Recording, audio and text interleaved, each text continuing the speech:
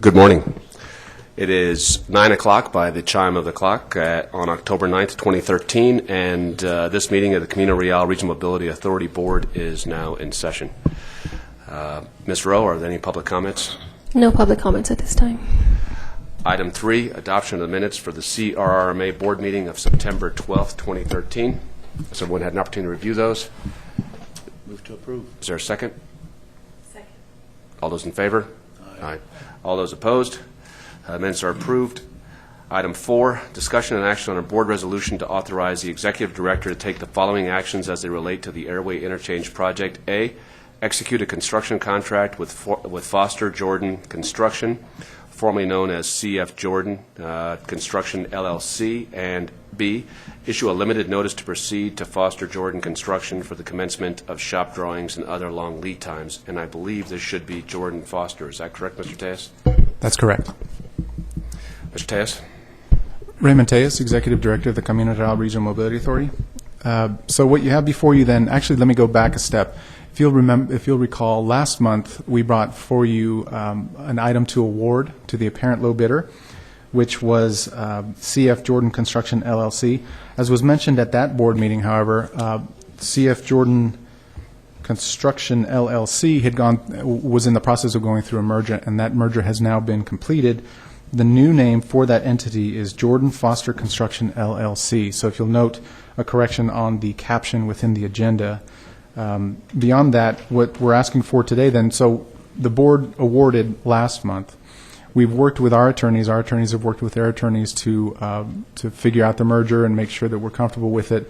They have approved the authorization for the execution of a contract with the new entity, Jordan Foster Construction LLC, and you have, as part of your backup, the actual contractual pages from that agreement. And so what we're looking for today is two things: authorization to execute the agreement and also the issuance of a limited notice to proceed. And I think we may have discussed this briefly, but the intent behind that is that construction activities will not begin until January of 2014. However, there are certain long lead items that need to get underway now, such as shop drawings and that sort of thing. So what we will be doing once we execute the agreement is issuing a limited notice to proceed to begin those long lead items, and in January then we'll issue a second notice to proceed that will actually allow them to begin construction activity. So subject to your questions, that's all I have for you today, and I would recommend approval of item 4, A and B. Any questions from the board? Second. All those in favor? Aye. All those opposed? Item 4 is approved. Item 5, discussion and action on a board resolutions authorizing the executive director to execute the following instruments as they relate to the development of a study for a potential parking facility in downtown El Paso. A, interlocal agreement with the El Paso Downtown Management District. B, interlocal agreement with the City of El Paso. And C, work authorization with the CRRMA General Engineering Consultant. Mr. Tejas? Now, this item I'll be asking that we delete, unfortunately, but I do want to tell you a little bit about it so that when we bring it back next month, you'll know and we'll be expecting it. Some time ago, and actually over the course of probably 2 years, the RMA has been approached by various downtown entities, individuals and entities, to see if the RMA would be interested in and could pursue the development of a downtown parking facility. So we've had these conversations with public and private entities, individuals as well. Throughout that period, we've looked at different sites. We've looked at different approaches. So what you see before you today is the latest version, which was actually brought to us by the Downtown Management District. They came to us and said, we need a downtown parking facility, at least one, in fact. Would the RMA be willing to partner with us for the development of a parking study? So we began going down that path, and I certainly think it makes a lot of sense. It makes sense in terms of the long-term goals of the Regional Mobility Authority. It makes sense in that clearly parking is needed for downtown. So we agreed to work through this and bring it to the board. The Downtown Management District is looking to pitch in $20,000. After those initial discussions, we also reached out to the city. The city is obviously very interested in downtown parking as well. They're interested in providing $20,000. And we believe at this point that a parking study, as we're all anticipating, as we're all contemplating here, would cost about $60,000, which would leave that remaining $20,000 for the RMA to pay for. So we're looking at a true joint partnership here between the city, the downtown management district, and the city and the Comunidad RMA. Unfortunately, there were a couple of procedural things that the downtown management district wanted to get done. They wanted to take this to their board, which meets on the 23rd of October. So they've asked us to push this off for a month. So we're going to let that go through the downtown management district process first. The city of El Paso, because of the amount, will actually sign it through the city manager's office without having to go through council action. And then on the November, I believe it's the 12th, the next meeting of our board, then I'll bring this back, and hopefully we will have approvals by both the city and the downtown management district. We'll be able to move forward at that point. So, subject to your question on this one, I would ask that we delete the item.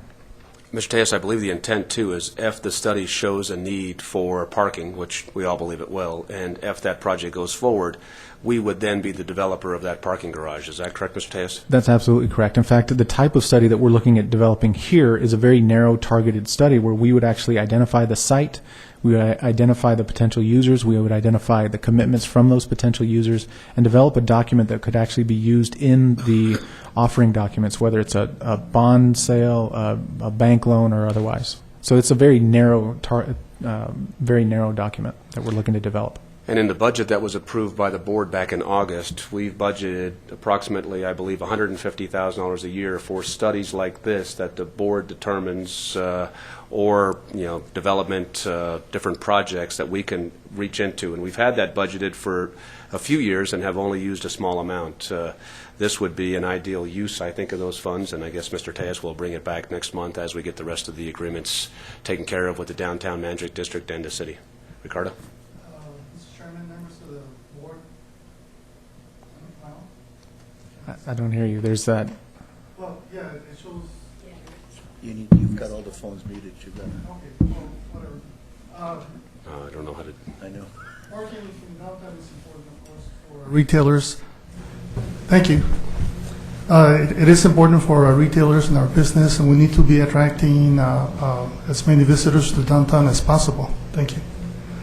And I would just ask that there's coordination between Sun Metro and the study itself. There's a fine mix, and I don't know what the mix is, but there's a fine mix between too much parking that may be adversely affecting our transit initiatives. And so I just ask for coordination with Sun Metro, if you will, please. Absolutely. Part of one of the first tasks that will be assigned to the entity that actually does the study for us will actually be to have a kickoff meeting with stakeholder groups, and included in there would be Sun Metro. Absolutely. Thank you. Yes, sir. Raymond, can we define our term of developer that the chairman used? In other words, again, what is a developer in this sense? I'm sorry? The chairman defined our role as a developer of this parking structure. Mm-hmm. What define developer for me? Well, what we're talking about at this point is developing a study which would allow us to go out and issue debt. But right. the But question- assuming the foregone conclusion is going to be that the need will be there, right? We'll all invest equally or whatever it amounts to. But once the venue starts, as the parking structure is built, as we as a developer, what does that mean? Do we own it? Do we lease it? Do we give it back to them? Or what happens? Are we in the parking business at that point or not?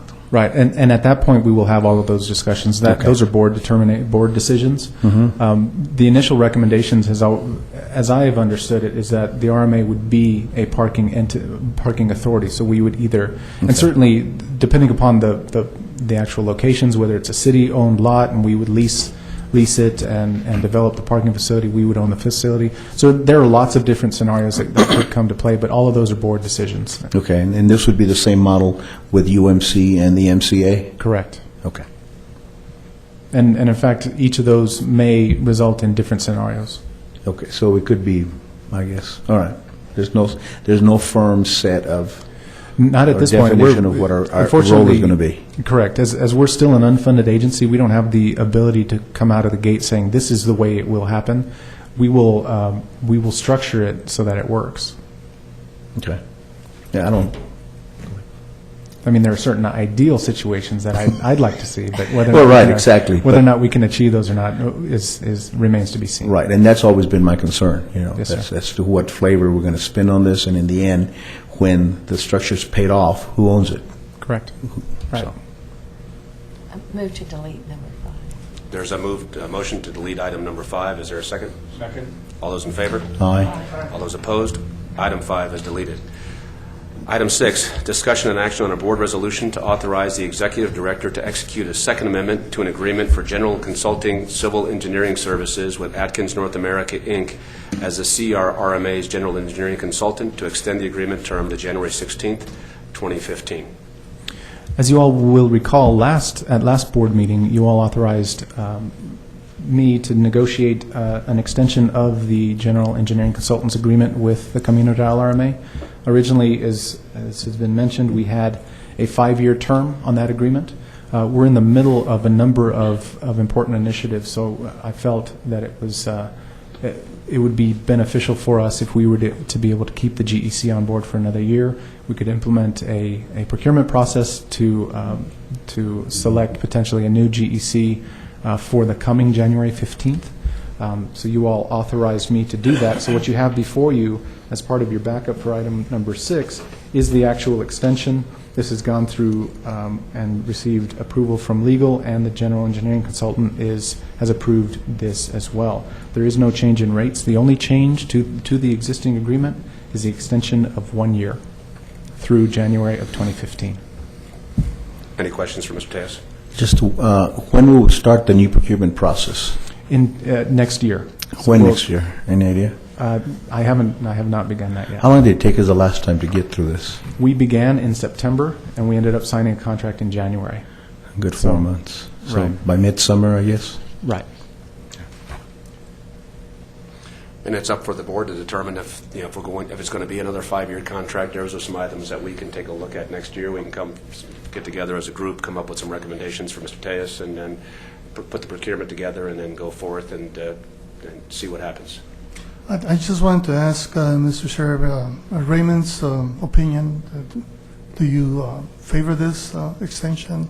Are you happy with the work that's been done? Yes, I do. In fact, I was originally requesting this extension because of the items that we have that we're currently running through. For example, Chavez is getting ready to open in January. There were a number of things that were happening in January, and I didn't want to be in a transition mode with a new engineering consultant team at that time. Thank you. I was also strongly in favor of this as well, Ricardo. We're taking a look at potentially, we're in some discussions with the city in regards to the bridges, Chavez, all the different initiatives that are currently happening right now. This was not an ideal time for procurement to bring a new GEC on board, so I also was strongly in favor. Any other questions? If not, is there a motion to approve? Move to approve. Is there a second? Second. All those in favor? All those opposed? Item 6 is approved. Item 7, discussion and action on a board resolution authorizing the executive director to execute an engagement letter with Clifton Larson LLP for the fiscal year 2013 annual audit. Mr. Tejas? As you'll recall, each year, in fact, 3 years ago, we went out with a procurement looking for an audit firm. At that time, we selected Clifton Larson Allen, and this will be the 3rd audit that they perform for us. Attached as your backup is the agreement. It's slightly different this year. The terms actually remain the same, but the format has changed a little bit. Everything else is essentially the same. The fees this year are the same as last year, which amount to an estimate of $11,000 for our annual audit. So subject to your questions, I recommend approval on this one as well. Raymond, when do they come in? I know they'll come in, they'll spend time here in your offices. What time of year, when are they coming in? We initially thought that we would schedule them for late October. The city is beginning their audit at that time, so that might not be the best time for us. So we're still working on a date, but at least initially we're thinking late October. And overall, based on the recommendations they've made in the past, they were very solid recommendations. All have been implemented by us. Subject to your questions. Move to approve. All those in favor? Aye. All those opposed? Item 7 is approved. Item 8, presentation, discussion, and action on Loop 375 Cesar Chavez Border Highway Managed Lanes project. Mr. Tejas? Today, we have with us several members of our general engineering consultant team, specifically Clayton Howe. I'll ask Mr. Howe to come up to the podium. He's going to be presenting this. And actually, let me give a little bit of history on this one. As you know, we've been working on the Cesar Chavez Managed Lanes project for quite some time. One of the items that we always knew we'd have to develop is a PowerPoint, some sort of an outreach tool that we could provide to the public generally, but also specifically to the board. As you know, you've taken a bunch of separate actions throughout the last few years related to this particular project. So what we're really looking to do here today is bring it all together, show you what we've done collectively, and explain a little bit about how the project will work and that sort of thing. A very similar PowerPoint to this item was presented to the El Paso Metropolitan Planning Organization last Friday and was well received. In fact, we received several compliments on the subject matter and the like. So it's already out there, but this one actually has been tweaked a little bit to give a little more detail that this board would be particularly interested in terms of the flow of funds and that sort of thing. So with that, I'll ask Mr. Howe to, actually, if you'll give us a little bit of background so you can introduce you. I think you may have spoken to the board before, I'm not sure, but if you'll give a little bit of background and then share with them our PowerPoint. Okay. My background is I worked with North Texas Tollway Authority for the last little over a decade, developing toll roads in the North Texas area. We implemented roads that managed approximately 800 lane miles of roadways, about 2 million transactions per day. It certainly didn't start that way, but it ended that way. My responsibilities included all of the operations within the organization, about 700 employees, about $150 million per year annual operating and major maintenance budgets. And with that, I'm very pleased to be here today.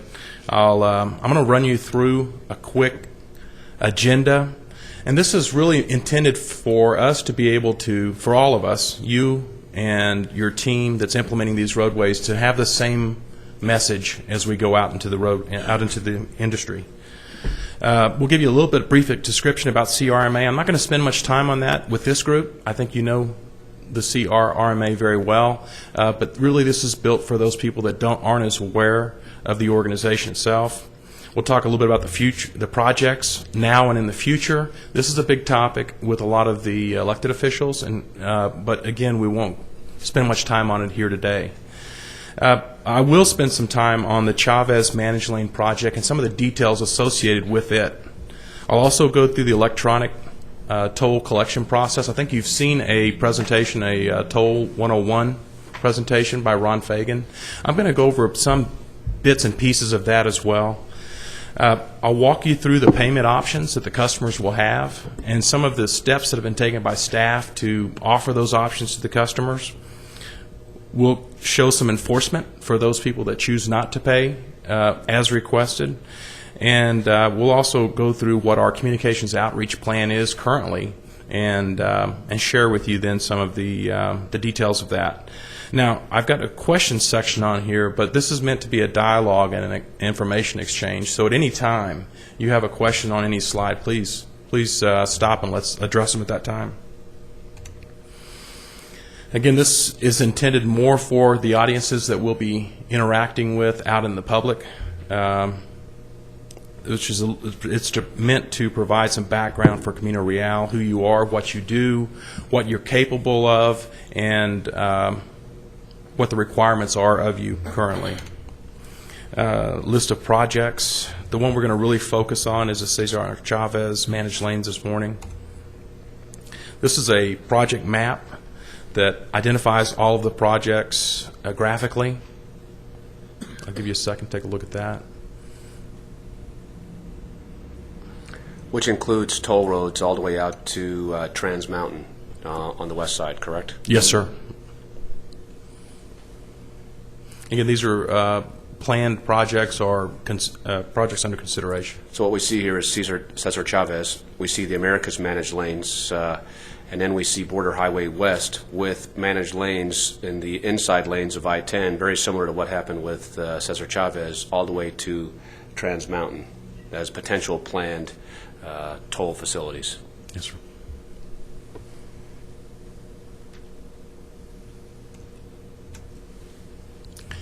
to really dive into Cesar Chavez managed lanes, it's a single express toll lane, and we use the term express because it shows value in a time savings. It's an express toll lane adjacent to general purpose lanes.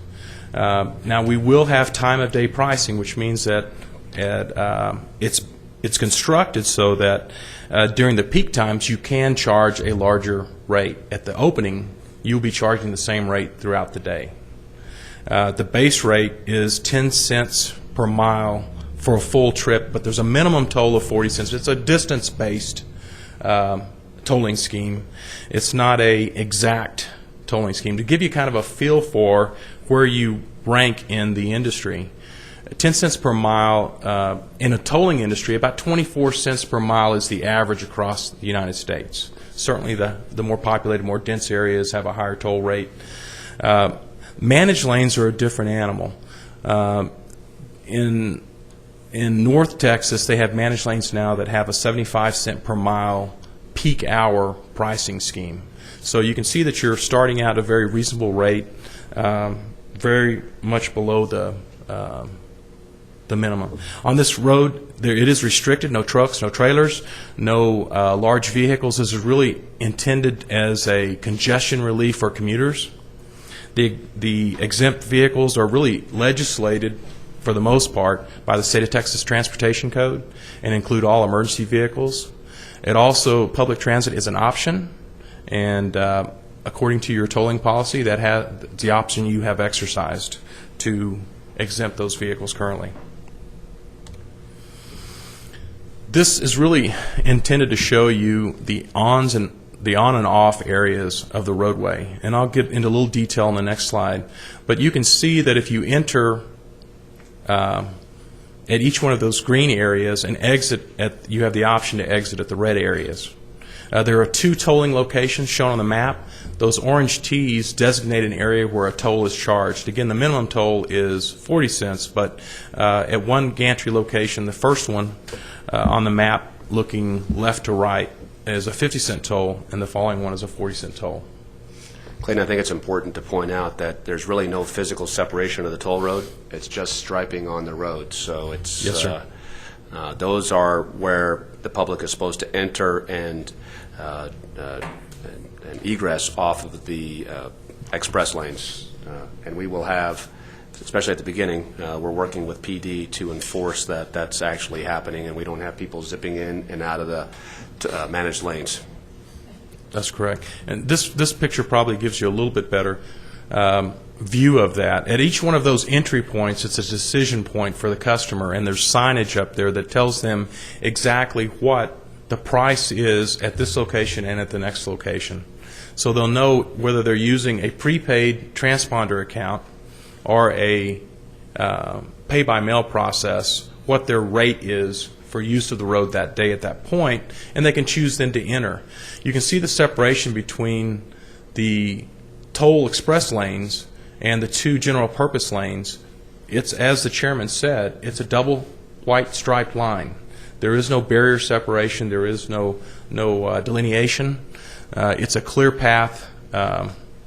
It's illegal to cross a double white line, but it's not impossible.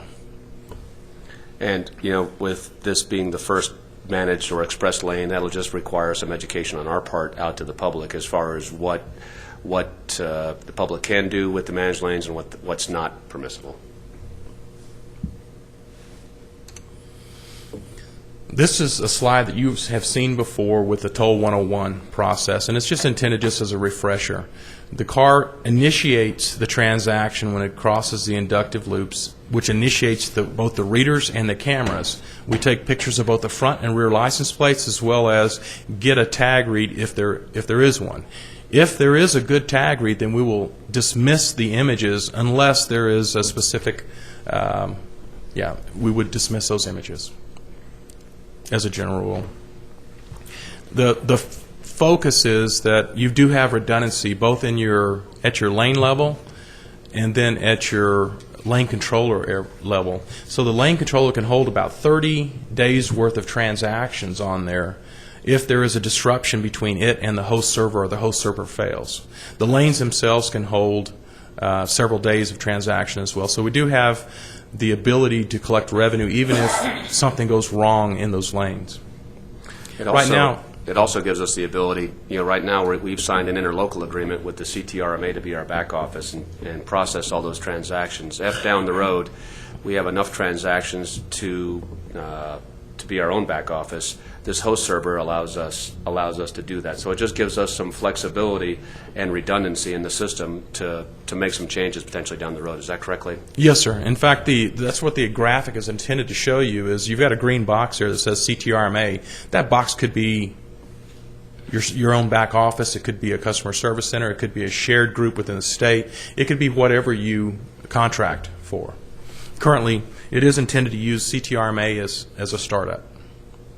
That was some of the value add that was put into the system. Taking some of the transponders out early saved some money, allowed us to do some things with the host server here. So this has been well thought out and well engineered, and what you see here is kind of the end product of that. So, Thanks, sir. On the route, is it treadless? Yes, ma'am. Are we charging different for the classification for a different type of vehicle? No, ma'am, because we're only allowing commuter vehicles. So we're not allowing multiple axle vehicles. Okay, so that's just the future, because it says they're classified as a vehicle and they're number one? Yeah, well, really that's used currently as a trigger device for the technology. It also measures some things like speed and stuff, but the information that we use is really as a trigger. Okay. This is transaction life cycle. Couldn't come up with a more exciting way to show it than this.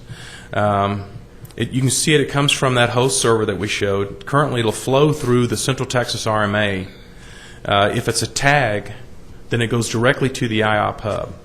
The IOP hub will support any of the tags that are currently distributed in the state of Texas, whether it's the Department of Transportation's text tag, NTTA's toll tag, or Hectra's Easy Pass or Easy Tag.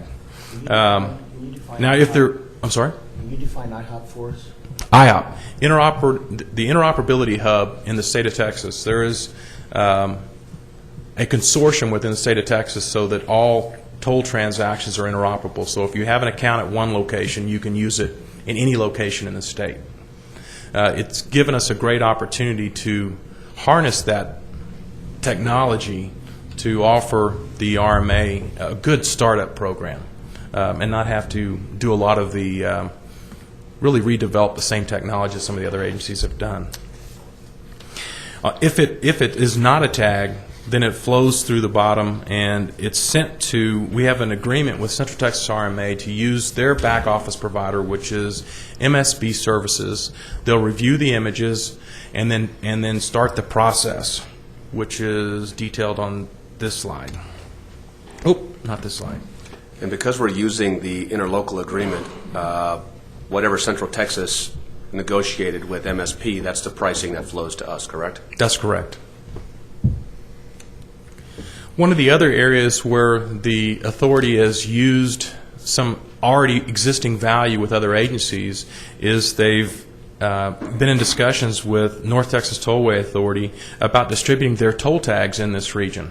The value for the authority is North Texas Tollway will pay for those transponders, so the transponder has no cost for the agency. They also have existing online capabilities, both in English and Spanish. They have just launched a mobile application that will allow you to do your business from your smartphone. They also have agreements, which is really valuable for this organization, is they have agreements with existing retail locations. Some examples are Albertsons, Ace Check Cash, where a person can go and get a transponder. They can take care of their business at those locations. And so we'll be harnessing some of those existing agreements as well to offer a low-cost solution for this organization. They're also willing to have a program where they're willing to compensate governmental locations for distributing tags and opening accounts. So there'd be a stipend paid for the offset of the cost for the governmental agency that distributes that. Now, that could be at the DMV. It could be certainly one of the targets for this project is the bridge authorities. They're distributing a transponder currently. Yes, sir. On the tow tag, Yes, sir. when you purchase it, do you pay a finite amount and then it becomes a sinking fund, or does that allows you to get billed for the transactions? No, sir. It's actually a prepaid account. Okay. So you'll prepay an amount. If you're an occasional user, you'll probably choose a $20 amount Okay. to put on it, and then every time you use the road, then it is taken off of that account, and then it gets Right. down to a certain rebill level. Then it hits that accounting. It hits that credit card you have it backed with, or you can replenish it with cash if you choose. And locally, you could go to Ace Check Cash, is what we envision, and you could do business with them if you just chose to do it with cash. But it'll trigger a mechanism where it'll renew Yes, sir. back to the original amount you want it to. Yes, sir. Yes, You sir. don't have to do it like a Starbucks. No, no. It can be completely, almost scarily non-interactive. It's almost on autopilot, which is a little scary Okay. some days. But anyway, they're willing to work with us, and we're in detailed discussion with them currently to put these things into place. Again, this is an AVI transaction. This is a breakdown of the cash flow. We wanted to make sure that we gave you a real-life example of what to expect, what the costs are, and what the net revenue to the organization is. Certainly, this isn't a slide that we include in all of the presentations. If you look at this, the example is a 40-cent toll that flows in. It goes through the CRRMA Project Host Server, which is holding all of your information. It's then sent to Central Texas RMA to process the transaction. If it's an AVI transaction, what that means is automated vehicle identification. It's a prepaid transponder account. It'll flow through whoever owns that account, whether it's a text tag, a toll tag, or a easy tag. The home agency is then paid 0.32 cents, which is 8% of the value of the transaction. And that's to offset all their costs for managing the account, interacting with the customer, and replenishing the funds. And then the CRRMA then receives the net of that. The estimated leakage on an AVI transaction, there's about a 99.95% probability of payment on an AVI transaction or prepaid. There are some small situations where someone has run up a lot during that week or that period of time before the information was sent back, and they've spent more than they had in their account, and that's what is that 0.05%. What's the estimated leakage? Because we go from 61.5 cents down to a net of 36.9. Actually, you go from 40 cents, the original toll, to 36.4 cents. Right, So- but the leak, you have estimated leakage, but what percentage is that? That's pretty high. No, it's a very small. It's Is it? small. No, it's a 0.05%. It's a 99.95% clean transaction. Okay. Anticipated. And just from a board standpoint, as we're talking about Cesar Chavez and the express lanes, really these AVI or toll tags are the way to go. Much more efficient, a much better deal across the board, not only for the individual commuter, but for the RMA. We can also do the license plate, but there are some additional costs that are involved in that, and that may be okay early on, but we really want to move to these AVI or these transponder tags. Absolutely. When we can eliminate the risk out of the transaction, we can lower the cost to the commuter, we can lower the cost to the agency, and everybody wins on those. It's when the risk gets introduced to the transaction that it increases the cost to everyone involved. And just from a convenience standpoint as well, I mean, getting a bill in the mail Right. as opposed to just having something automatically deducted off your account is just much more convenient for an individual. Absolutely. Can I get an explanation of what leakage is? Leakage is what we would anticipate to not collect. For whatever reason. It can be a technical reason. It can be a behavioral issue. Which is a great segue to the pay-by-mail process. Now, the pay-by-mail process Clayton? Yes, sir. Stay with the leakage issue for just a minute. That's based on somebody who has a toll tag and maybe has run their credit down. But what about people that are using the lane and are going in and out of that lane on one of your earlier slides and Yes, have ma'am. no intention of getting a toll tag? That's where this next pay-by-mail Okay, transaction so comes that's in. coming. Okay. Right. Yes, ma'am. Yeah, and we'll probably address your question in two ways. One of them is the pay-by-mail process, and the other one is the enforcement process by El Paso Police Department to making sure they don't merge in and out. So this is a pay-by-mail process. Same. Now, the recommendation is that the video customer carry the burden of all costs associated with processing video transaction. And in order to do that, we have to increase the fee for those folks to offset that cost. In other words, from the CRRMA's perspective, you should expect the same net revenue from the transaction. A transaction is a transaction.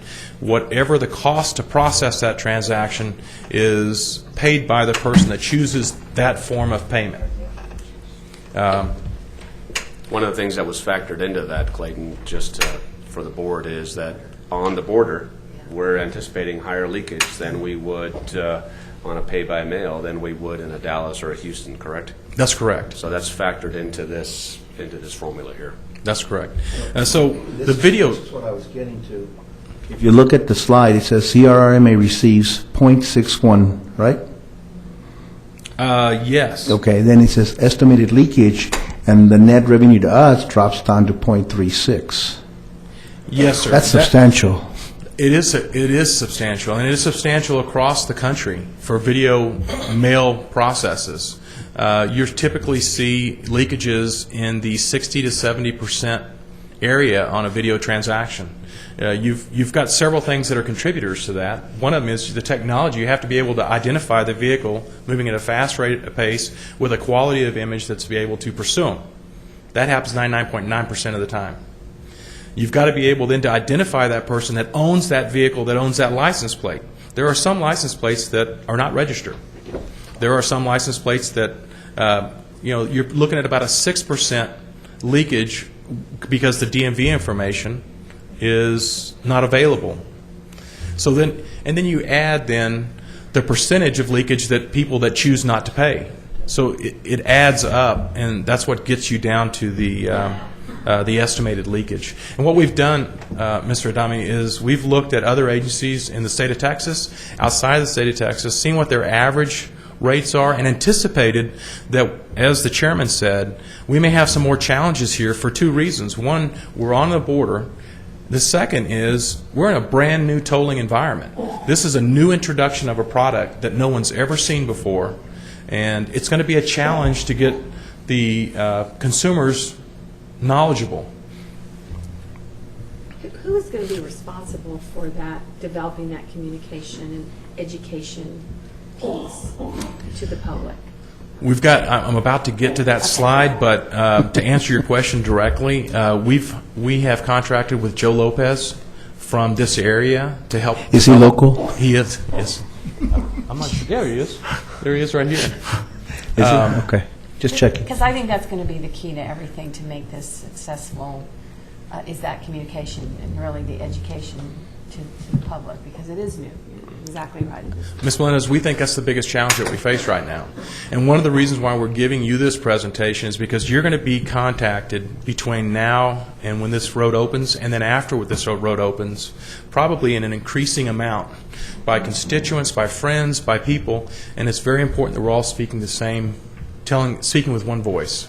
And that's what Joe was brought on to do, was to help us identify what those messages should be that we should be sharing, and make sure that we're all knowledgeable in expressing those in the same terms. Thank you. Will the education also be including ads or storylines into Juarez as well? Let me Or go ahead just and limit- move to that Okay. slide. If I could have just a couple of minutes to run through the billing process, because this is a part of our communication with the customer, and I don't want to step over it. The customer is given 4 notices on pay-by-mail. They're sent a toll bill asking for payment. They're sent a notice of toll violation, which means they didn't pay the toll bill, and this is a little stronger language. Then they're sent a second notice. Now it becomes more and more forward in its tone. And then you get a final notice. What the final notice is intended is before you flow to the court systems. So please, let's take care of this now so that we don't have to go through that process.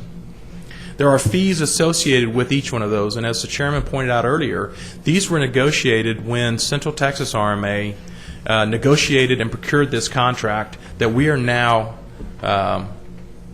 piggybacking on to take advantage of. And Ralph Adamic, our vice chair, and I actually looked at these fees, and we talked to the GEC, and those fees are contractual through the interlocal agreement that we have with Central Texas and their agreement with the video processor. So that's part of the overall agreement.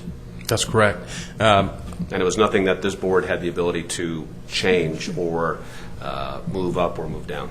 That's correct. And to give you an outline of what those fees associated are, that's what this graphic is intending to do. The toll bill is created. If it's paid in full, it's been a successful transaction.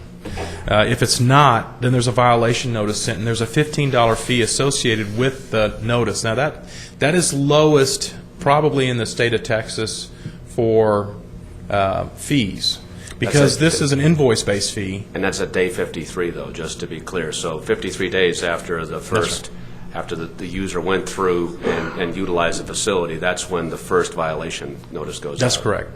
That's correct. So, and I think it is, I think the chairman makes a great point. If you look at the days out there, each one of these phases really walks it out a long time. So you've got receivables on your books that you're anticipating payment for a long period of time. The sooner we can move that process up, the better off we are financially. And educating the public and moving to a toll tag is obviously ideal because no one likes these type of fees on a 80-cent toll or whatever the case may be. That's correct. I have a question. Yes, sir. I know we talked about this when we first were introduced to this. Are we the first toll road this close to an international border? Actually, I think there's one in Cameron County. Cameron County. There is one in Cameron County. There's also one in Webb County in Laredo, but we are the closest in terms of actually running on Border Highway West. And I think we had the discussion about Border Cameron County. It's actually a dedicated facility. It's not an express lane. So to get on that facility, it's its own private entity. I don't know about the one in Laredo. It's the same. It's a toll road. So this one is a little unique because I could see early on, despite all the marketing efforts, there's going to be some confusion about this facility since it's just separated by white lines as opposed to any sort of barrier. So there's communication from the RMA out to the various entities, both here and in Juarez, is going to be key to do as much as we can up front. So we really don't know what the amount of leakage will be or our collectible accounts receivables will end up being. We have a guesstimate.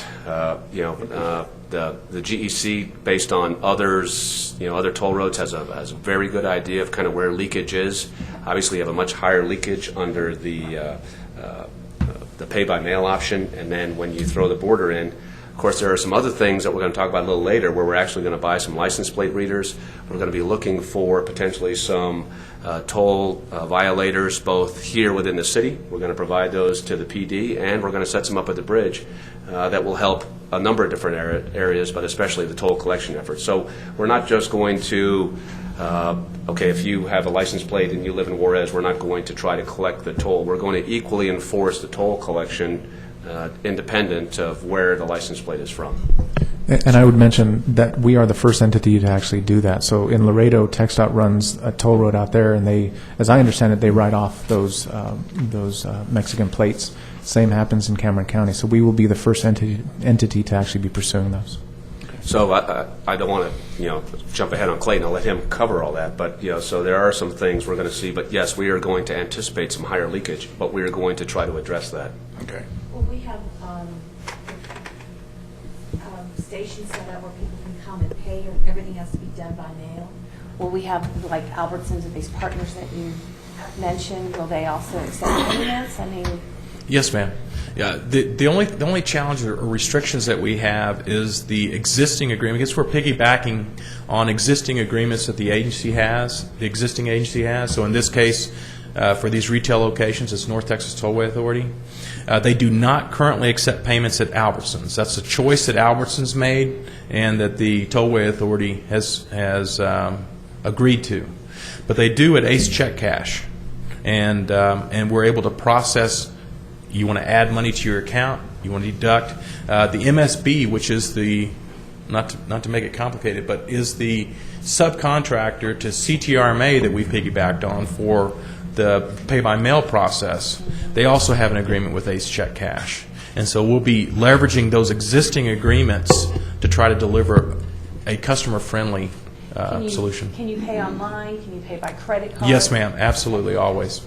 One of the drivers for us selecting the NTTA toll tag, though, was actual physical locations. The text tag that we were looking at, TxDOT's tag, did not have that option, and we thought that was an important addition to this community, to having actual physical locations to obtain the tags or pay for any toll use. And if I could pick up on that, I think that's a really good point. The reason why that was so important to us is that we have such a significant unbanked and underbanked community here. So we felt that was extremely important, especially because there is a difference between pay-by-mail rate and actual transponder rate. So that was very important for us. So if someone got one of these bills and didn't have access to the internet or didn't have that ability, they could go to a physical location and take care of this before a toll violation came along. That's right. And just real briefly while we're on this topic, another reason why we went with North Texas Tollway Authority's tags is that currently they already have the ability to link in parking garages and other types of uses like that. So as you know, we're looking to head in that direction to link in international bridges, parking garages, parking meters, and that sort of thing. So it was important for us that we have that flexibility with the toll tag that we're promoting. With the tag that we're promoting, that we have that flexibility, and we really want to create a system. Use the same tag at the airport. Maybe if you park at the airport, there's a dedicated lane. You just drive under. It automatically calculates it. Just tie it all together, as opposed to just being a tag that's currently used on a 9.2 mile section of roadway, having something that's utilized and drive some incentives to go out and get this tag. That's right. When the NTTA implemented their interoperability with the airports, local airports, it drove up their tag distribution in areas where they had never seen tag distribution because of the additional value that having a transponder account offered. And now I think the last numbers I saw was Dallas Love Field, about 80% of their parking transactions are by prepaid toll tag. So that would be a nice add-on. I don't know if we've actually had discussions with the airport yet, but that would be certainly a nice add-on. Yes. The question on the bridge is interesting to me, and I want to be sure that I understand it. Okay. So after a violation is issued, I haven't paid my toll, I go to the bridge, my license plate is red and it's a violation, so... Not at all the bridges. Okay. It'll just be wherever we set this. This is actual license plate reader. Okay. I think we're buying, is it 3, Mr. Tejas? Correct. That's what we're looking at right now. So 2 are going to be mobile, and I believe 1 is going to be stationary. The reverse, actually. So we would place fixed license plate readers at the city's bridges, Zaragoza, Port of Entry, and also the southbound, which would be Stanton. At the federal inspection part of the bridge? In the city portion, where they actually take right. take the fees from you. Okay. The idea, the goal would be ultimately that you pass under the transponder that, under the reader that we have, so your tag would pay the toll, you'd be able to go through. But also with the license plate readers there, we'd be able to flag those individuals that have outstanding tolls owed. So we'd be able to deal with them somehow. Now, that's obviously we'll have to figure out how to deal with them. And in fact, we're meeting with the City of El Paso this afternoon to discuss this sort of approach. Police department we've met with several times. They're very interested. They already use license plate readers. They'd be interested in having fixed units at these bridges. And so now it's really a question of the bridges, and they had spoken with PD for quite some time, so we believe they're interested. It's just a matter of then, how do we use them to everybody's benefit? Obviously, PD, if I remember correctly, Stanton is identified as the bridge that the most stolen vehicles are actually transported into Mexico from. So it's obviously a benefit to PD.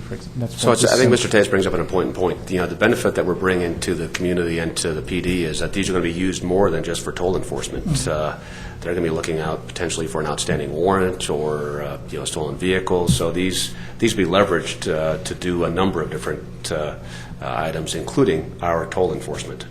Have we had any discussions with Customs and Border Protections about putting our cameras on their facilities? We've discussed with them how we're looking into a negotiated agreement with the city of El Paso, and in fact, they're actually interested in using our toll system somehow to trigger the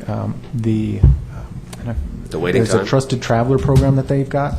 So currently, they have to do, and I forget the frequency, but they have to do certain inspections of southbound individuals as well.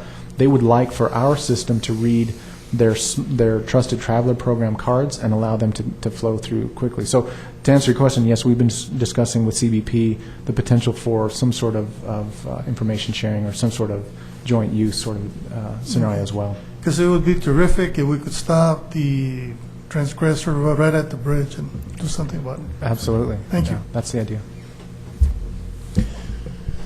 We have had several discussions with the El Paso Police Department, and really what they're focused on to help us on this project is the unauthorized vehicles, and that really is focused on the trucks. There shouldn't be any truck traffic in these lanes, so if a truck is in there, then they can get a citation for that. Speeding on the lanes, of course. Weaving in and out of the lanes is probably the most important one.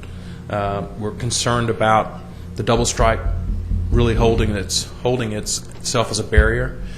Warrant for registered owner. The state of Texas implemented some new legislation this year that allows a toll agency to pursue what they can term a scofflaw, and that as they define the scofflaw as someone who has 100 unpaid transactions over a 12-month period.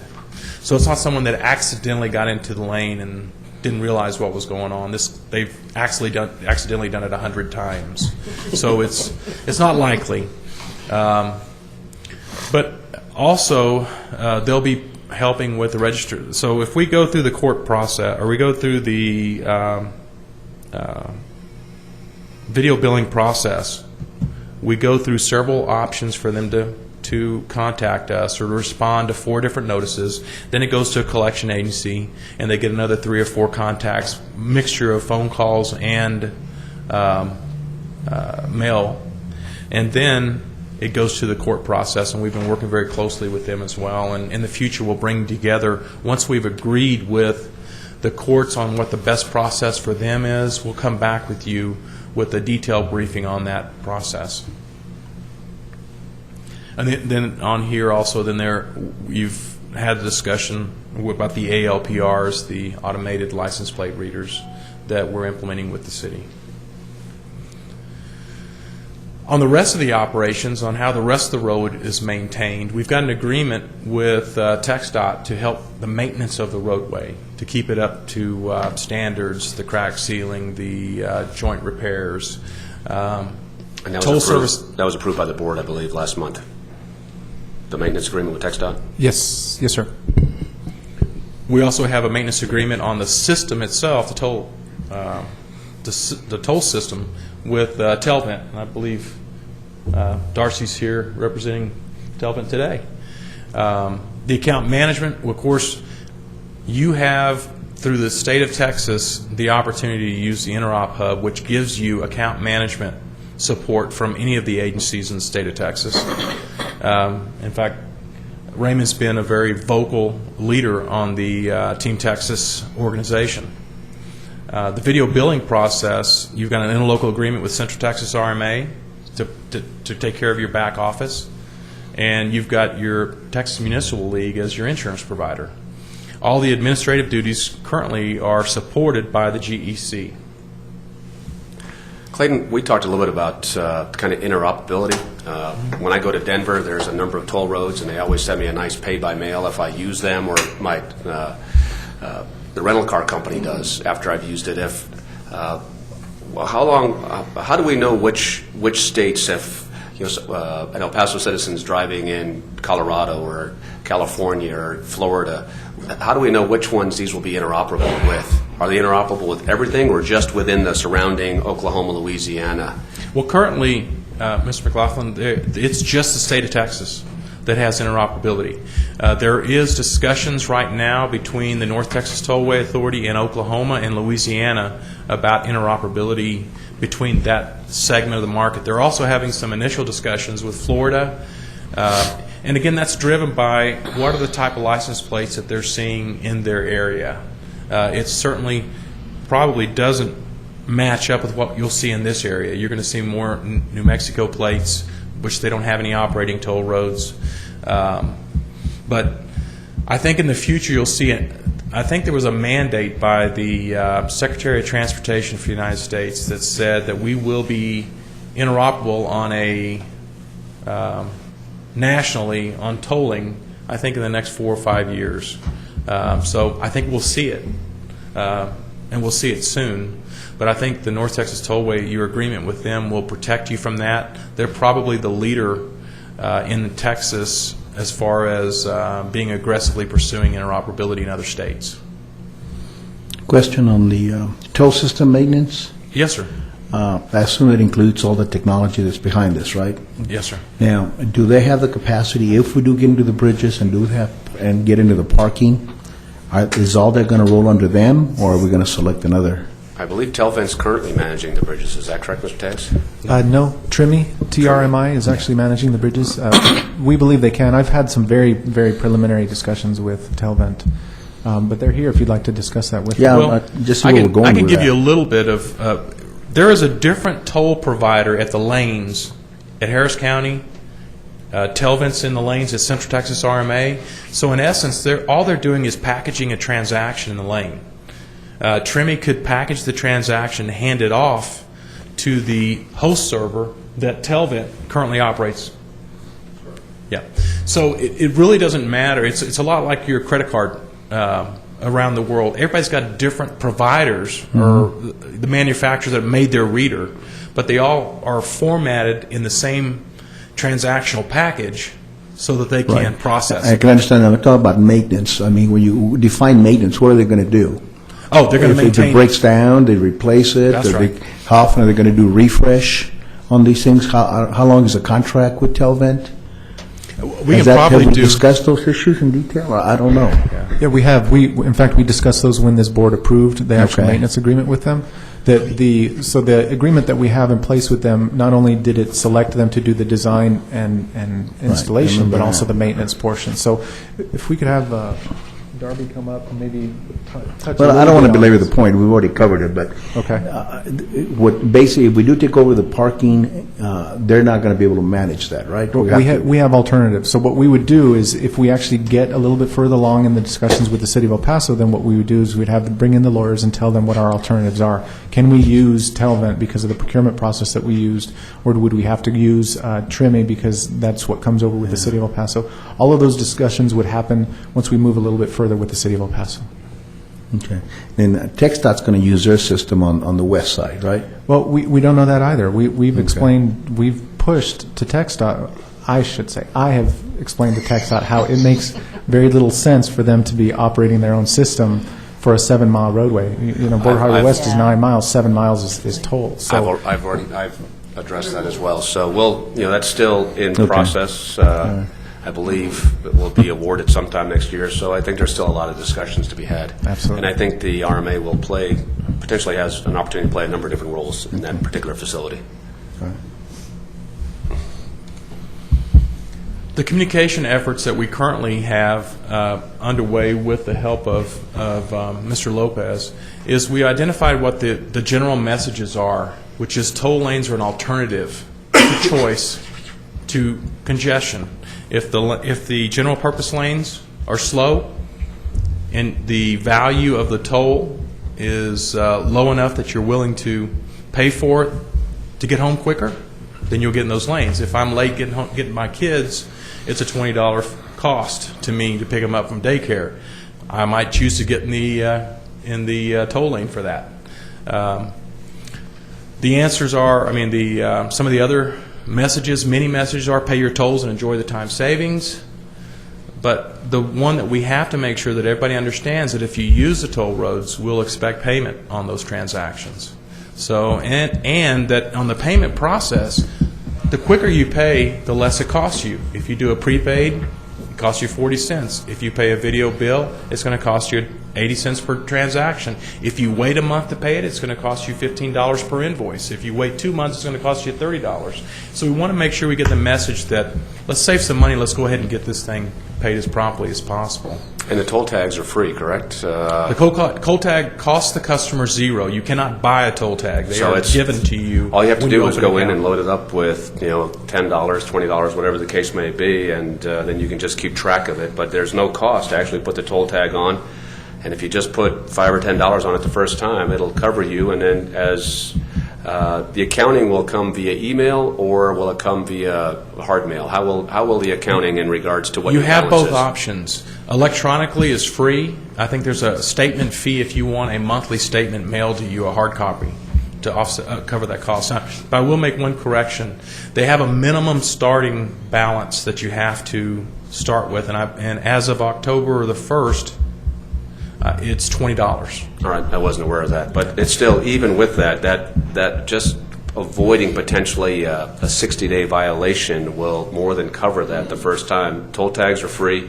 If you anticipate using the facility, load it up, and then you just don't have to worry about it. Yeah, you see, I didn't even know that it was going to be free. I thought there was going to be a maintenance fee, a yearly fee. So that's kind of good information to present to the public. And what I see right now, I see Spanish and English, but I don't see the Spanish newspapers, and I don't see the Spanish televisions. We do have Spanish television on the list. I don't know which ones they are. Joe? It's KINT. Yeah, please. No, KNT is not Spanish. KINT is the one. Is Spanish? I don't think so. I don't know. Is it KNT Spanish? Well, I think those are things that we can easily resolve as Yeah. we kind of roll out the plan. Yeah, just the overall idea is that if we communicate in Juarez, this is what happens, and if you put the item in there that says, but taking a look at the bridges also, that we may be able to do something when you're crossing the bridge, letting them know what's going to happen. I think we'll have less leakage. No, and we're in complete agreement. El Diario will be something we'll be really going after. At the same time, Channel 26, and even going out and getting PR and outreach with some of the Spanish TV stations, the Mexico's TV stations, making sure they're educated. The focus will be to first educate, and we're going to start educating on how it works, what it is, and how to get involved or get the toll tags, etc. And that'll be approximately December. We'll hit it with PR. We'll hit it with outreach. We'll hit it again when we kick open the event or the toll lanes in January, and then we'll start the actual paid media. But because it's a nonprofit, we'll be able to get probably a buy one get one free, if not buy one get two free. We already have negotiated some billboards. So we're also the second phase of the program will be, after we educate, will be to encourage usage. And so the worst thing we can do is just focus on education, but now it's encouraged usage. For example, right now I just got caught in traffic, and the first thing that popped in my mind is the old V8 commercial, and you go like, should have used the Border Highway Express toll lanes. And that's a perfect kind of a message that we will be putting on a billboard on I-10, some television, some radio. We'll be looking at all the TV stations, negotiating. We haven't gone into the actual negotiation with the TV and radio stations. The way Lopez works is we not only buy the media, I'll actually sit down with the morning disc jockeys, educate them so they can communicate, and we'll probably do a real good program of getting the disc jockeys to talk about how it works, what it does, and it'll be KBNA, it'll be Gato, it'll be everybody on Spanish TV Spanish radio, Telemundo, Univision, and some of the stations in Juarez. Mr. Lopez, for the record, could you just introduce yourself? I'm real sorry, fast? my name is Joe Lopez, CEO of Lopez Marketing Group. Mr. Lopez? Yes, sir. I'm assuming that this will be drive time when most of these commercials are Oh, running? definitely. We're focusing probably between 6:30 to 8 o'clock. Good. It'll be the key thing is when we'll buy. The television will be to educate because you have to show it exactly where it's at. Right. We haven't even, we're even going to go back and challenge ourselves on it. Originally, it's going to be Cesar Chavez, but I think everybody that works in that area, I mean, that will use the lanes, recognize it as border highway. And so the message may be the border highway express toll lanes, and that's something that we still have to get with Raymond and with Atkins. Okay. The other thing is, I live in the Far East, Montwood, Zaragoza. For my wife who goes to UTEP, it's a natural for her to avoid the congestion, and she works at UTEP, and she'll basically just get on Montwood, get Loop 375, and take the toll lane. So there'll be a specific message for that group that I think will really be using it. And I think the other thing we want to do is make sure we avoid, and by education, people who get on the toll lanes without knowing what they're at. So our focus is to make sure that people aren't being docked for something that they didn't understand. And so we're very conscious of that also. The worst thing we can do is create a problem where people are getting docked for something it's just another lane. And so we're going to try and make sure that we educate that. And we'll be doing that with the anchors on especially Canal 26, Univision and Telemundo. Okay. Thank you. To that point, Mr. Tejas, have we talked to the PD about issuing warnings for the first 30 days for people that are getting in the toll lanes and out the toll lanes, kind of have a phased-in enforcement with the PD? We have not, but we have begun the discussions. In fact, I believe we're meeting with them next week, maybe, I think fairly soon, to begin discussions on how this will actually work. The intention is not to drive revenue. The intention is basically to educate the public, and that's something we can bring up and discuss. If there can be some sort of phased-in enforcement, I think everybody wins that way. Just a question came to mind. Okay, I've got a toll tag. Mm-hmm. Can I zigzag between in and out? No, so that would, if you cross a double white line, you're breaking a different law. You're So not it's really not, offending tolls. irrespective of whether it's managed or not, the fact that it's a solid line, you cannot be zigzagging, with or without a toll tag. That's correct. Okay, and that's not anything to do with us or the managed lanes. That's No, a sir. state law, Yes, right? sir. Okay. And that's not an inexpensive Yeah, violation, I know. so that's something That's we what I want was- to educate the public on. Yeah. Clayton, you asked for questions. You've gotten a lot, so. Great, just, good. That's Thank why you. we're here. Thank you, Clayton. You bet. Is there, I think that's it for today. Is there anything that you'd like to, any other questions you'd like to ask before I step down? Thank you for your time. Clayton, thank you. Thank you. And to be clear, I believe it's Atkins that has contracted with Lopez Marketing, correct? So That's correct. to go through and do all of the marketing on this particular. So if you have ideas, as you start to hear the messaging coming out, and I will ask that Raymond bring some of the ideas, and perhaps Mr. Lopez can come back as we're developing this, bring it to the board, and let us know exactly when the messaging is going to start, what we're going to do, and if you have some suggestions or ideas for different avenues that we could take a look at, like obviously our homepage and other different areas that we can move forward. This was the same presentation given to the MPO. I'm assuming we asked about the same amount of questions, Mr. Tejas, or a few less? Actually, I get some really good engagement from the MPO, so it was very similar to this. I think a lot of people are very interested, so it was a good exchange. Very Well, good. it's detailed, but I think it's important that it's detailed. I think it's important that you understand all the nuances, and I think it's important that we really understand that we need to push the toll tag as an option right from the get-go. I think it proves the point that the work that Joe is going to be doing, maybe crucial, maybe too exaggerated, but it's extremely important. If everybody's asking questions, there's a great need for that education. Absolutely. And I think one of the things that Mr. Tejas is going to do, we're going to go out to the various city representatives and offer to speak to their community meetings, and really, especially, like Representative Acosta, some of the others whose areas are in this particular area, and just do everything we can to provide as much outreach as we can. I believe that is it on item 8. Item 9, update, discussion, and action on the Executive Director's report. A, the bike share program, one of my favorites, Mr. Tejas, and I say that sincerely. B, the proposed Transportation Enhancement Program project, Santa Fe Street. And C, the vehicle registration fees imposed and CRRMA membership request by the County of El Paso. Mr. Tejas? So these three items are simply intended, as usual, to be updates. No action is required on any of them. I did want to provide you with certain updates, though, because there have been some additional actions on each of these three items. So the first is bike share. You may have seen in the press that the bike share program came up at the Metropolitan Planning Organization meeting on Friday, and then also came up at yesterday's City Council meeting. So what the city was requesting at the MPO meeting on Friday was that they directed a question to TxDOT asking if TxDOT was going to approve of the project or not. Their intent was to understand if this was a project or not, whether TxDOT was going to approve it or not. In the end, what was agreed to was that the Federal Highway Administration was actually at the meeting by phone, and they had committed to having a meeting between TxDOT, Federal Highway Administration, and the El Paso MPO. So they're going to have that meeting before November 1.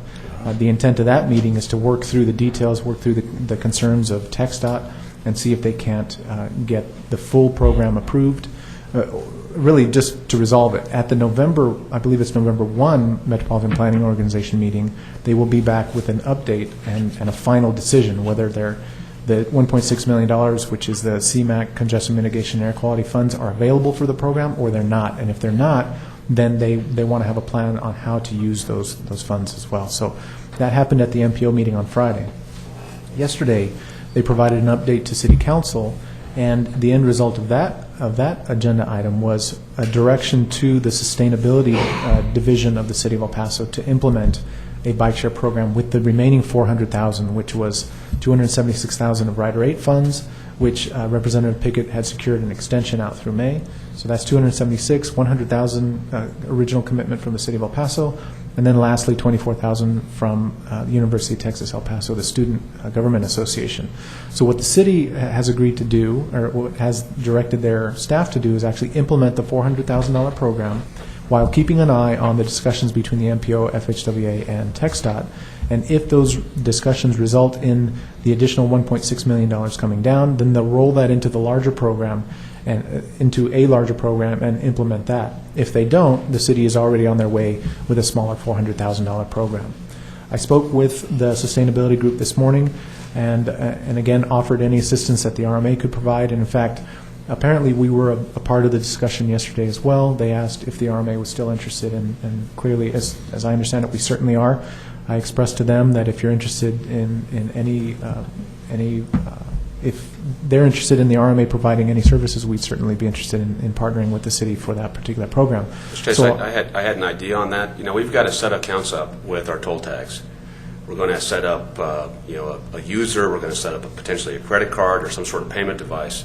The bike share program is going to need the same thing. They're going to need to have a user. They're going to need to have some payments so that when they go check out a bike, it's automatically deducted based on the amount of time. Can we not tie the toll tag as one more convenience to the bike share program and have that be as an added value to getting a toll tag? That would be the ideal. And in fact, when we were pitching the bike share program to the MPO, that's what we had kind of pitched it as. So we're a mobility entity where you can park, you can go across bridges, you can go in and out of, that sort of thing, and then also bike share. So we'll speak with our integrators, see if that's, and our engineers to see if that's something that we could offer. That makes a lot of sense. So again, in summary, then the city will be pursuing a $400,000 program.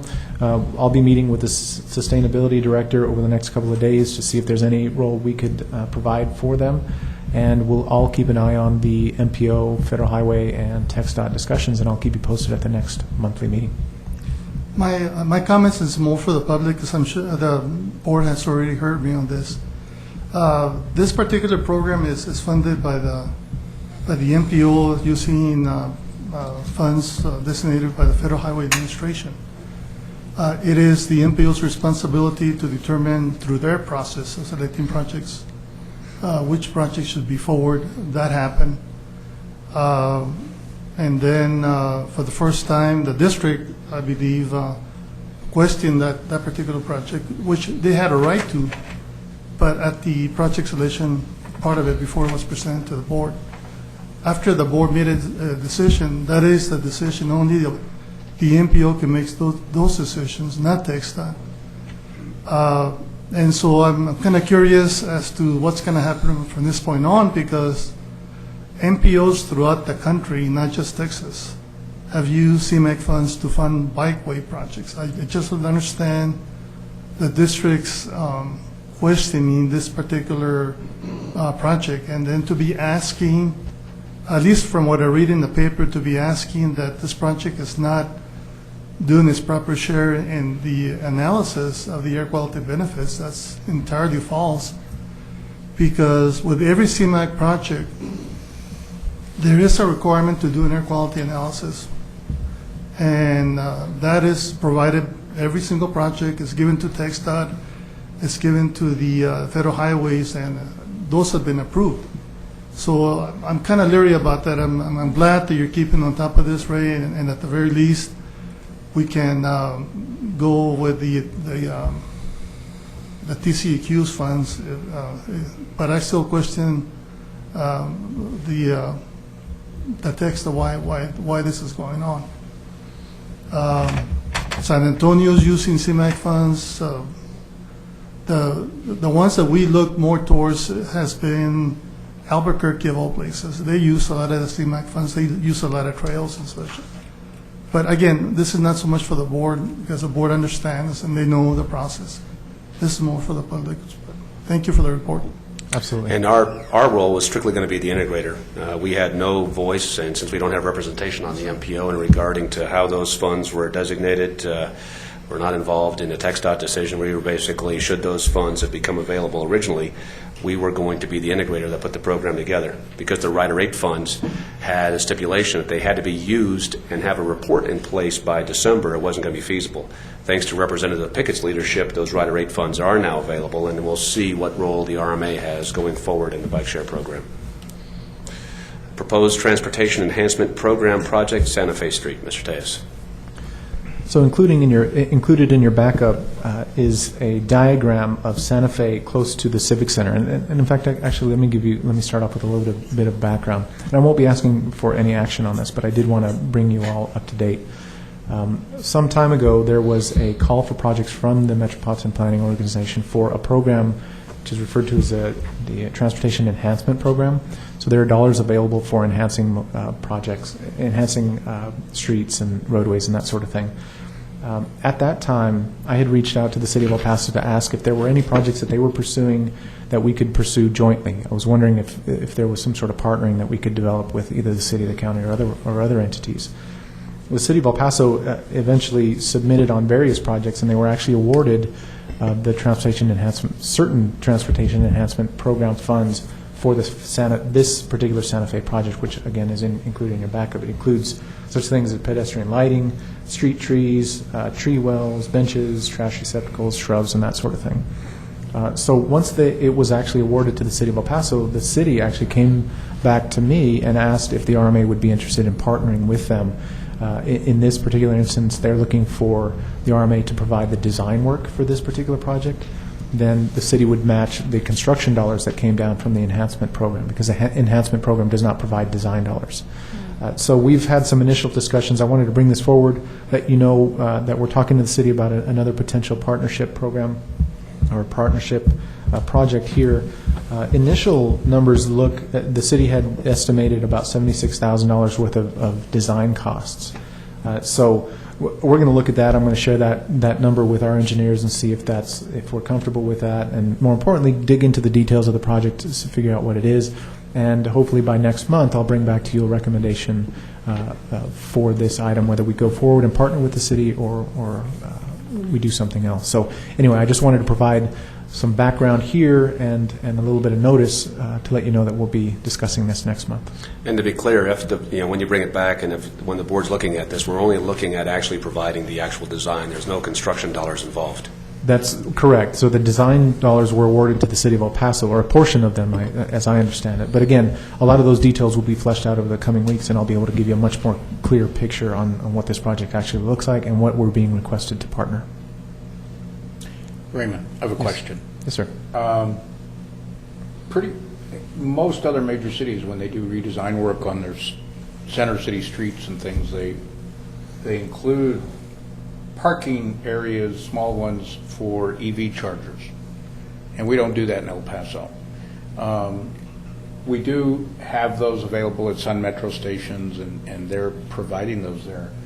But on a street like Santa Fe, which is going to have a baseball stadium, has a convention center, has so many other public access venues, wouldn't it make sense to start planning for that if we're actually planning redesigns of these street areas? Well, and I guess my initial reaction is I think so. I think it does make sense to evaluate that. All of the design work to date has been done by the City of El Paso, so I'll ask them. I know that the sustainability group with Marty Howell and his folks are looking at adding those types of amenities to public improvements. So I'll ask them if they did the evaluation and more importantly, why it was not included here. Can you let us know why the streets are being vacated on Missouri and Santa Fe? Yes, I will. Any other questions on the Transportation Enhancement Program? Item 9C, the vehicle registration fees imposed and CRRMA membership request by the County of El Paso. This one is also an update. As you may have read in the paper, the County of El Paso has expressed an interest in joining the Camino Real Regional Mobility Authority. The ability to add the County of El Paso resides within City Council, as the City Council was a sponsoring agency for this particular Regional Mobility Authority. So those discussions had begun between the city, various city representatives, the mayor, and the county judge. I did want to let you know that I believe it was two weeks back, the City Council actually had an item on their agenda to discuss the potential addition of the county to the RMA Board of Directors. And they took that into executive session, so I'm not privy to exactly what happened back there. But I was informed later by the City Attorney's Office that the council actually asked a number of questions and asked legal to provide research to them for certain questions and scenarios that they were looking at. So the attorneys have reached out to me, and I'm providing some of the background and the history on the Regional Mobility Authority so that the council can have a more informed discussion about this item. So I will, of course, keep you posted and let you know how that goes. But currently, the item that came out of executive session was twofold. One was to direct city attorneys to provide answers to the list of questions that they had provided. And that, again, as I mentioned, I'm helping the city attorneys with that. And then the second item was really to stop the various discussions that was happening between various council members and the county elected officials. The intent behind that really was to say, let us, meaning the City of El Paso, let the City of El Paso folks get together, have all their questions answered, and then ask the mayor to reach out to the county judge and really focus the discussion and focus the negotiation if there is to be one. So those were the actions, and those are the formal actions that have occurred to date. So as I understand it, then the council will be briefed by city attorney before too long, and at that point, I'm assuming that the mayor will sit down with the judge, and we'll see what happens at that point. But again, I'll keep you posted as this develops. And by statute, the funds that are raised by this vehicle registration fee, which was passed by the county, $10 per vehicle, to start collections in January, have to flow to a regional mobility authority. So those funds will need to come to an RMA. That's why this discussion is currently ongoing. There have been some discussions about creating somewhat of a mini comprehensive mobility plan using those funds, but they're still somewhat ongoing, and Mr. Tejas will keep us posted based on, as he stated, the city's discussions and decisions regarding the inclusion of the county on the RMA. Raymond, if the county doesn't get what they want regarding the participation in this RMA, do they have the wherewithal to create their own RMA? They have the legal authority to request from the Texas Transportation Commission for the creation of an RMA. So yes, ultimately every county and in certain instances municipalities in the state of Texas have the authority to ask TxDOT for the ability to create it. Now TxDOT would have to grant that authority, but it's certainly within their ability to request it. So it could be done, and it certainly doesn't make sense to have two RMAs within a mile of each other. It's duplicitous. I mean, it'd be a lot of additional expense that didn't need to exist. But that's really a discussion that the county and the city needs to have, and decisions that the city needs to make, and they will keep us posted based on kind of what they decide. And I will mention, this has turned out to be a really good opportunity for us to educate a lot of the newer council members. We're taking time with them where we hadn't before. As you know, a lot of the older council members were the ones that were actually around when this RMA was created. So we've got a new group of individuals that need to understand how the RMA works and what our relationship is with the city. So it's been a really good opportunity for us to explain to them who we are and how we operate and what we've done and why we're useful to this community. So in the end, I think it's going to be a good exercise for us, and it has been so far. I agree with Mr. Tess. It's, it creates a lot of conversations that long term are very good. Well, subject to your questions, that's all I have for you. Any other questions from the board? Is there a motion to adjourn? I'm sorry, before we do that, I just wanted, Mr. Chairman, to thank Ray and the staff of One for the information that we're getting by email as things come along. I really appreciate that, because if I'm asked, then I don't want to wait until the board to know what's going on, so I want to thank you for that. Oh, absolutely. I've also asked Raymond to start working and with the individual board members, setting up some lunches and just covering any questions that may come up, different ideas on the board. So you'll be hearing from Raymond in regards to that capacity. And I also congratulate Raymond for doing an excellent job of communication. And Linda, we certainly appreciate your efforts on behalf of the RMA day in and day out. So I echo Ricardo's comments. Thank you. Are you going to be taking toll tax payments as well, Randy? I do it all. Yes, sir. Move to adjourn. All those in favor? Aye. We are adjourned at 10:25 a.m. on Wednesday, October 9th. Oh, the Burning Man. So when are you going to go? Oh, with the weather this year. Beautiful.